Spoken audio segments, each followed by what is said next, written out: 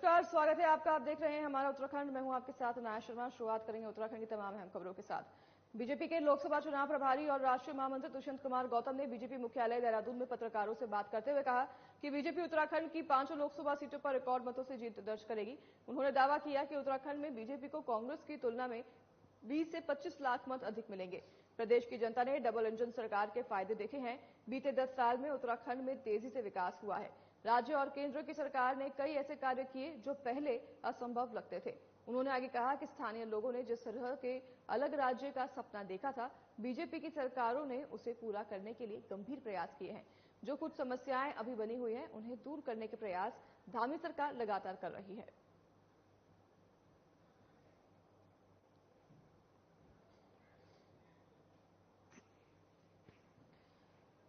चुनाव नजदीक है और ऐसे में सभी पार्टियां जो है अपने तैयारियों में जुटी हुई है। तो वहीं आपको बता दें कि पहले चरण का चुनाव होना है कल उत्तराखंड में भी, और कल चुनाव की पहली फेज है और इसको देखते हुए आचार संहिता भी लग गई है। सभी पार्टियों को प्रचार करने से रोक दिया गया है। तो इसी बीच अब पार्टियों का आरोप प्रत्यारोप भी शुरू हो गया है, राजनीतिक सिलसिला भी शुरू हो गया है। तो आपको बता दें कि बीजेपी के धामी सरकार की जो है अब उपलब्धियां गिनाई जा रही हैं सभी कार्यकर्ताओं द्वारा, और जनता के बीच सभी पार्टियां जा रही हैं, जनता से रूबरू हो रही हैं, जनता को अपनी सरकार की सभी उपलब्धियां बता रही हैं। तो राष्ट्रीय महामंत्री दुष्यंत गौतम का भी बयान सामने आया है, जिन्होंने धामी सरकार की उपलब्धियां गिनाई और बताया कि धामी सरकार तेजी से उत्तराखंड में विकास कर रही है। फीडबैक के हिसाब से बहुत अच्छा है, और जो हमें आ रहा है कि 5 सीटें भारी बहुमत से हम जीत रहे हैं। जनता बड़ी भारी बहुमत वोट देने वाली है। फीडबैक से हम भी संतुष्ट हैं, लेकिन चुनाव ही होता है। आखिरी दम तक उस मार्जिन को बढ़ाने के लिए हम संघर्ष करें। देश में पहले चरण का चुनाव 19 अप्रैल को होगा। आपको बता दें कि लोकसभा चुनाव के लिए चमोली के सबसे दुरुस्त पोलिंग स्टेशन डूमक में पोलिंग पार्टियां पहुंच चुकी हैं।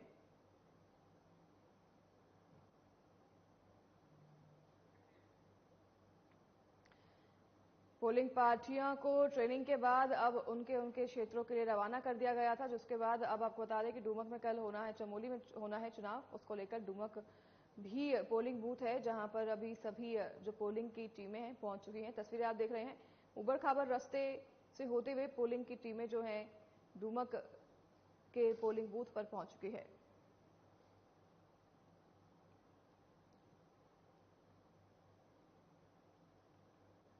चमोली से डूमक की तस्वीर आप देख रहे हैं, और आपको बता दें कि ट्रेनिंग पूरी होने के बाद सभी पोलिंग टीमों को रवाना कर दिया गया, और अब जो है डूमक के पोलिंग बूथ पर सभी पोलिंग की टीमें पहुंच चुकी हैं।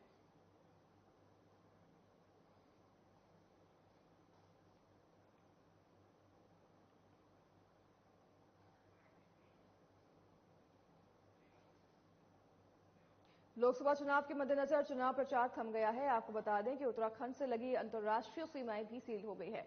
19 अप्रैल को मतदान संपन्न होने तक उत्तराखंड में शराबबंदी यानी ड्राई डे रहेगा।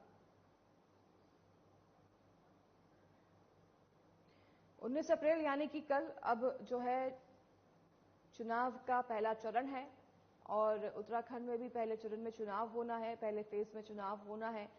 तो कल के लिए सभी जगहों पर ड्राई डे की जो है घोषणा कर दी गई है, यानी कि अब कल के दिन शराब की बिक्री नहीं होगी। आचार संहिता लग चुकी है, इसलिए अब ड्राई डे की भी घोषणा हो गई है। चुनाव जिस दिन होते हैं उस दिन ड्राई डे होता है। तो कल जो है सभी जगह पर शराब की बंदी जो है बंद रहेगी।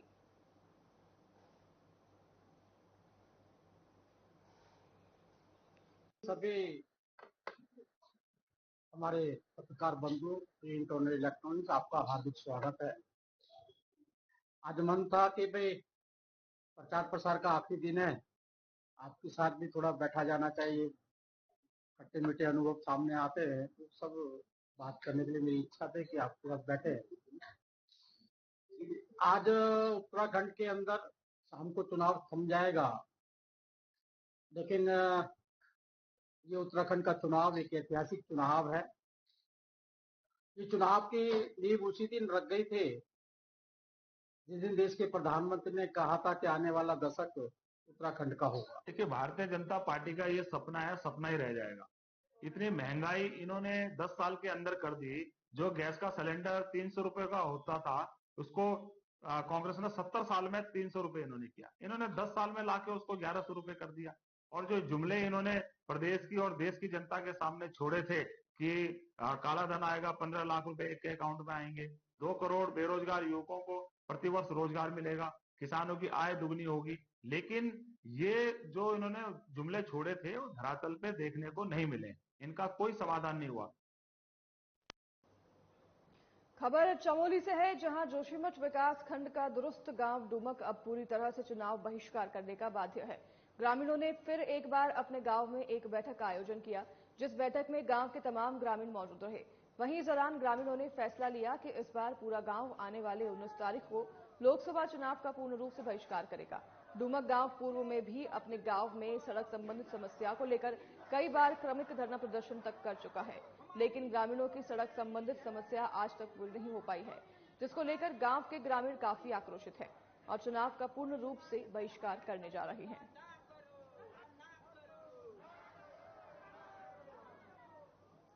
मैं राजेंद्र सिंह भंडारी, विकास संघर्ष समिति डुमक। आज एक बैठक बुलाई गई और इसमें सर्वसम्मति से यह निर्णय लिया गया कि भाई क्या आगामी ये 19 तारीख को जो चुनाव होना है इसका बहिष्कार किया गया। और हम कल सीएम साहब से मिले। सीएम साहब ने खाली आश्वासन ही दिया हमको और ये नहीं कहा कि भाई कब तक ये रोड बन जाएगी। और इसके विरोध में महिला मंगल दल, युवक मंगल दल, बड़े बुजुर्ग सभी ने एक ध्वनि मत से ये कहा कि भाई वोट बहिष्कार करेंगे हम लोग और आगामी विधानसभा चुनाव का भी बहिष्कार किया जाएगा। हम लोगों की मांग पूरी नहीं की जाती है। ग्राम डुमक यहाँ का स्थानीय निवासी हूँ। आज हमारे गांव में पूरे ग्राम सभा की एक बैठक रखी थी, जिसमें हमारे युवक मंगल दल, महिला मंगल दल और बुजुर्ग और बच्चे सभी लोग उपस्थित रहे। आज हमने यह निर्णय लिया कि आगामी जो 19 अप्रैल को जो लोकसभा चुनाव होना है उसमें पूर्ण रूप से बहिष्कार किया जाएगा और इस जो आचार संहिता के बाद हम ये कहना चाहते हैं कि हम इसके बाद भी आंदोलन करेंगे और आगामी जो उपचुनाव हो रहे हैं विधानसभा का उसका भी हम पूर्ण रूप से बहिष्कार करेंगे। मेरा नाम पूना देवी, 60 साल की उम्र मेरी। मैं 2 शब्द कहना चाहने हूँ। और हमारे रोड की परेशानी है, हमारे सरकार नहीं देखती है, आंख से भी नहीं देखती, कान से भी नहीं सुनती। हमारे तरफ कोई दया नहीं, धर्म नहीं, कोई मदद नहीं करो सरकार। हमारे बच्चा लोग बहुत परेशान हो गया। रोज आंदोलन में जाना छ, सालों हमने खाली छकोना छ, यह भी कर्मचारी होना छ, हमने फुदिया फादिया घर जाना छ। हम खाली रहा छ बिना से बसे हमारे कोई काम नहीं है। हमने दुख तकलीफ होता है, भी कुछ परेशानी होनी है। और हमने जगह जगह बजा तो हाथ वर्ष भीतर जाने तथा रोड आई छ। हमने सरकार गाय भैंस चरानो छ, कत्या साल हो गया आज औने रोड हम वोट नहीं आना। मैं राकेश सिंह सनवाल, ग्राम डुमक। आज यहाँ पे जो बैठक हुई सभी लोगों ने ये निर्णय लिया कि 19 अप्रैल को जो लोकसभा का चुनाव होगा उसमें हम पूर्ण रूप से वोट बहिष्कार करेंगे और अगर हमारी सड़क नहीं बनी तो हम आगे भी विधानसभा और पंचायती चुनाव का बहिष्कार करेंगे। धन्यवाद। बैसाखी के पर्व के अवसर पर हंसकोटी और कौब गांव में परंपरागत बैसाखी मेले का आयोजन हुआ। धार्मिक आस्था और विश्वास से जुड़े इन मेलों के प्रति स्थानीय लोगों का भी गहरा लगाव है। वहीं वर्ष भर की प्रतीक्षा करने के बाद यहां के लोग बैसाखी के मेले में अपने आराध्यों के दर्शन पूजन के लिए बड़ी संख्या में पहुंचते हैं और अपने खुशहाली की कामना करते हैं। आपको बता दें कि 23 अप्रैल को थराली में मेटा भटियाना में पिंडर घाटी के अंतिम बैसाखी मेले का आयोजन होगा।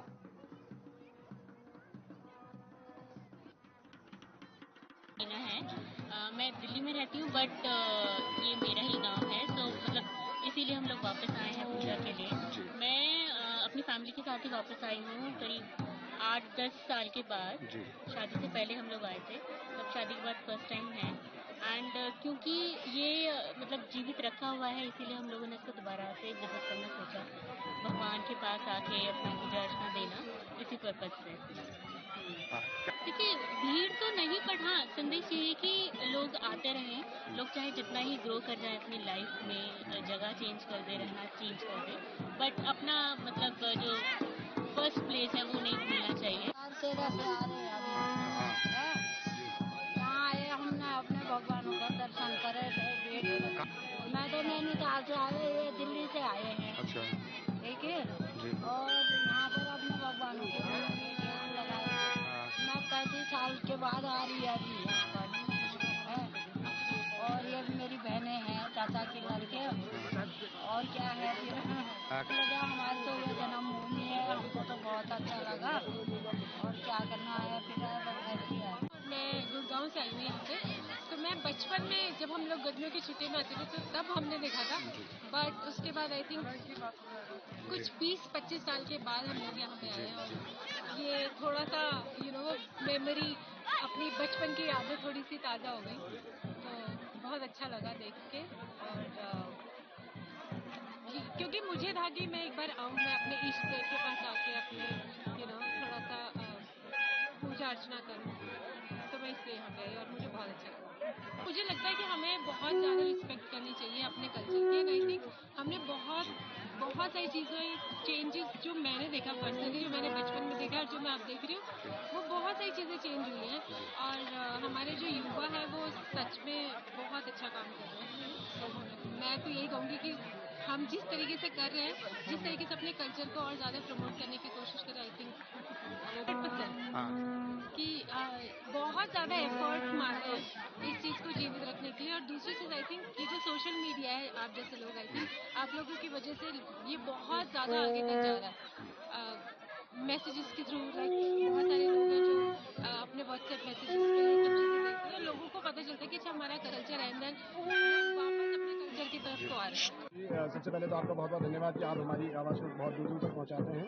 और ये हमारा लोकल एक मेला है, मैं यहाँ का लोकल निवासी हूँ, मेरा नाम राजेश सती है, और मैं यहाँ पे टीचर भी हूँ।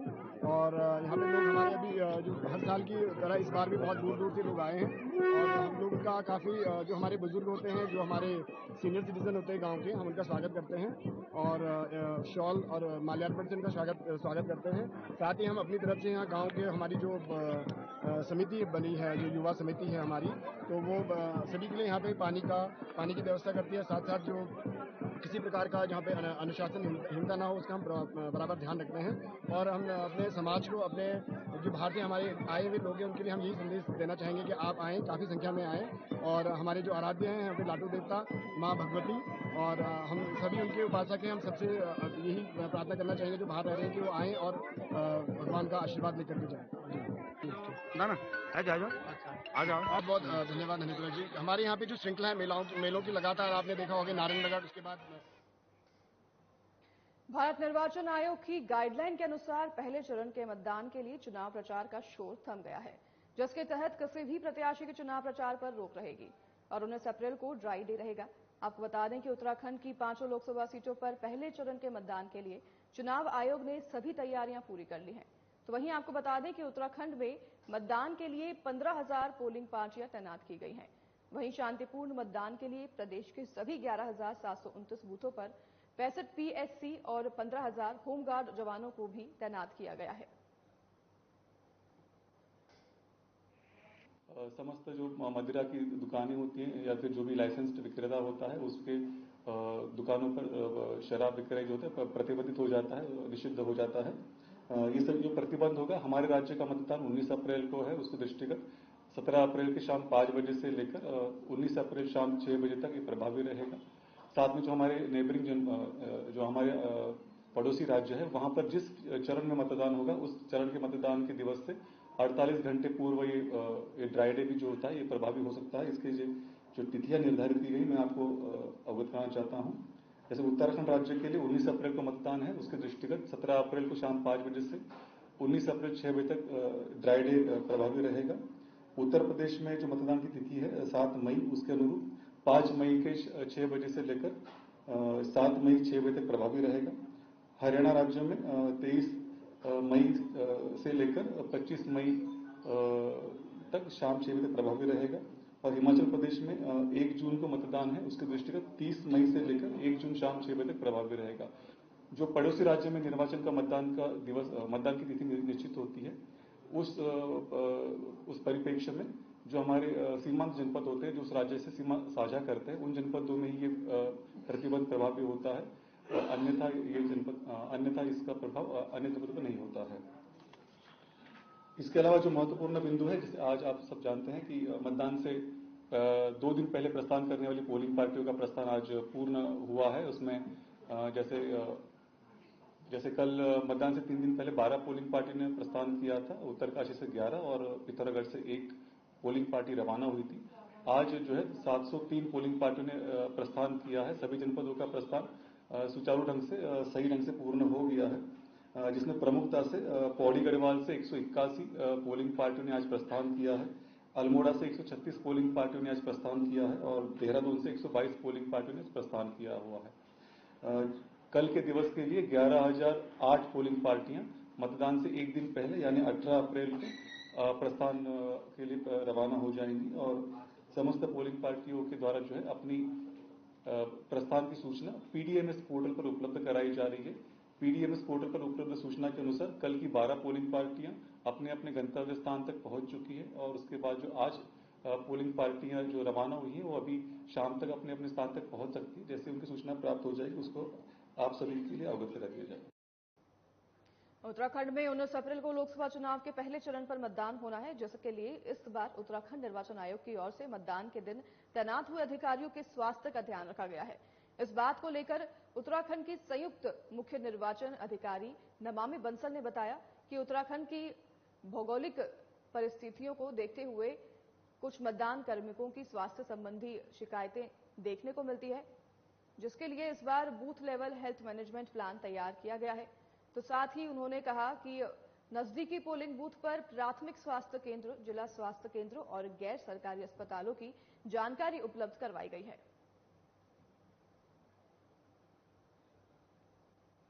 ये ठीक है कि हमारे राज्य की भौगोलिक परिस्थितियों को देखते हुए और विशेष रूप से विधानसभा चुनाव में अक्सर ये देखा जाता है कि कुछ मतदान कार्मिकों को स्वास्थ्य संबंधी शिकायतें आ जाती हैं।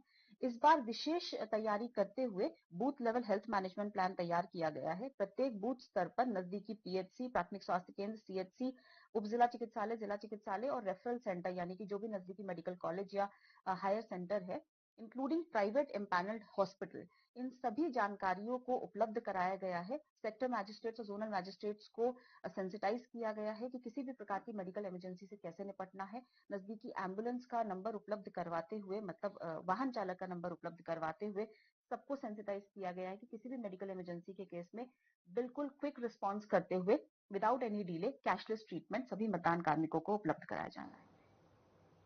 वरिष्ठ बीजेपी नेता गोपाल सिंह रावत ने अपने कार्यालय पर प्रेस वार्ता की, जिसमें उन्होंने कहा कि मुख्यमंत्री पुष्कर सिंह धामी का हल्द्वानी में हुआ रोड शो ऐतिहासिक था, जिसमें हजारों की संख्या में लोग शामिल हुए। उन्होंने बताया कि सर्वप्रथम हेलीपैड पर पहुंचकर सीएम धामी को गुलदस्ता देकर उनका स्वागत किया गया। साथ ही उन्होंने कहा कि इस बार का लोकसभा चुनाव ऐतिहासिक होगा, जिसमें नैनीताल सीट से बीजेपी प्रत्याशी अजय भट्ट 5 से 6 लाख वोटों के मार्जिन से जीत दर्ज करेंगे। आज मुख्यमंत्री जी आए और हमने उनको हेलीपैड में गुलदस्ता पुष्प देकर उनका स्वागत किया और रोड शो भव्य, हजारों के तादाद पर लोग रोड शो में शामिल थे और आगे योगी साहब, उत्तर प्रदेश के मुख्यमंत्री जी ने यहाँ आकर अपने संबोधन में जनता का दिल जीता और जनता भव्य रूप से उनका जनता ने स्वागत किया। कांग्रेस के प्रदेश महामंत्री और वॉर रूम के अध्यक्ष नवीन जोशी ने 19 अप्रैल को होने वाले मतदान के लिए पार्टी के सभी पोलिंग बूथ एजेंटों को निर्देश देते हुए कहा कि सभी बीएलए अपने अपने बूथों पर गड़बड़ी रोकने के लिए सतर्क रहें। नवीन जोशी ने मतदान तैयारियों की समीक्षा की। उन्होंने सभी जिला अध्यक्ष, ब्लॉक और बूथ अध्यक्षों से मतदान तैयारियों की जानकारी ली और बूथ कमेटियों को मतदान के दिन मुस्तैद रहने के निर्देश दिए। नवीन जोशी ने कहा कि किसी भी बूथ पर कोई समस्या आने पर वॉर रूम को सूचित किया जाए।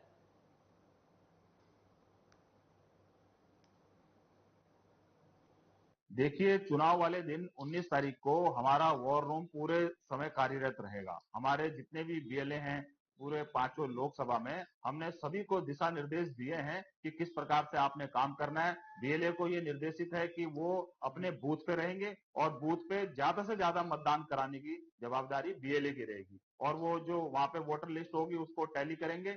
जो मतदान नहीं हुआ है जिस घर से, उनको लाने का काम भी बीएलए का रहेगा। वो जाएंगे और ज्यादा से ज्यादा मतदान करेंगे। निश्चित तौर से जो हमारी 5 न्याय और 25 गारंटी है वो बीएलए के माध्यम से और हमारे जिला अध्यक्ष के माध्यम से हर घर तक पहुंच चुकी है। लोकसभा चुनाव के मद्देनजर कांग्रेस पार्टी बीजेपी को घेरते हुए नजर आ रही है। कांग्रेस वरिष्ठ प्रदेश उपाध्यक्ष सूर्यकांत धस्माना ने बीजेपी पर निशाना साधते हुए कहा कि बीजेपी के पांचों प्रत्याशी सिर्फ मोदी के नाम पर वोट मांग रहे हैं। साथ ही उन्होंने कहा कि केंद्रीय रक्षा राज्य मंत्री अजय भट्ट का कहना है कि उनकी गलतियां माफ करो और उनकी गलतियों की सजा मोदी जी को मत दो।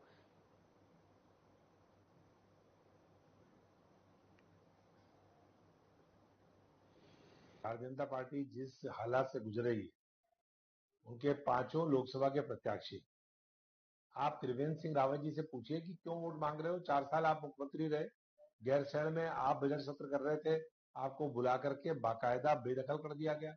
आपकी क्या उपलब्धि है उत्तराखंड के लिए, नहीं बताएंगे। मोदी जी के नाम पर वोट दे दो। महारानी जी से पूछिए कि आपने 3 टर्म आप लोकसभा की मेंबर चुनी है, 4थी बार आप वोट मांग रही है। आपकी क्या उपलब्धि है, उत्तराखंड के लिए आपने क्या किया? कहेंगी मोदी जी ने जो किया वो मैंने किया। तो सारा मोदी जी का क्रेडिट पूरे देश का रानी साहब उत्तराखंड के लिए क्या किया, टिहरी के लिए क्या किया, नहीं बताएंगी। सिलक्यारा टनल में कहां थी, कोरोना काल में कहां थी, अग्निपथ योजना में क्या आवाज उठाई, भर्ती घोटाले में क्या उन्होंने उनका विचार थे, कुछ नहीं। मोदी जी ने जो किया वो मैंने किया, कोई खाता नहीं। आप अनिल बलूनी साहब से पूछिए, मोदी जी के लिए वोट दे दीजिए। मोदी जी को प्रधानमंत्री बनाना है भैया। 6 साल राज्यसभा के मेंबर रहे, आपने राज्यसभा के सदस्य रहते हुए उत्तराखंड के लिए ऐसा कौन सा बड़ा काम किया जो आपको वोट दे दे? तो फिलहाल इस बुलेटिन में हमारे साथ बस इतना ही। आपसे लेंगे विदा। नमस्कार।